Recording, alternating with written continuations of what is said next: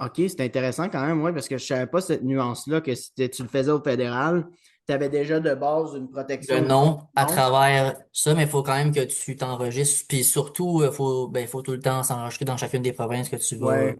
tu vas faire de la business avec. Mais surtout, si, mettons, on est au Québec et tu veux t'ouvrir un bureau en Ontario, ben là, c'est sûr qu'il faudra t'enregistrer en Ontario pour ouvrir. Oui, ça c'est sûr. Puis ben, c'est sûr que entre chaque province, particulièrement au Québec, pour ceux qui ne sont pas du Québec qui nous écoutent, les lois sont extrêmement strictes sur le français.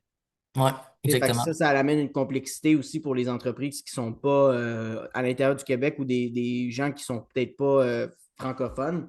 Tu sais, même, écoute, je te niaiserai même pas, là, j'appelais, aujourd'hui, j'étais en train de, parce que pour ceux qui n'ont peut-être pas écouté le premier épisode, je travaille dans le monde bancaire et j'ai aidé un client qui il était un anglophone, il essayait d'appeler euh, le registre, mais il n'y a personne qui peut le savoir en anglais là-bas. Ah Fait ouais. que tu peux juste être servi en français au registre. Fait que c'est tellement difficile d'avoir du support si tu ne parles pas français.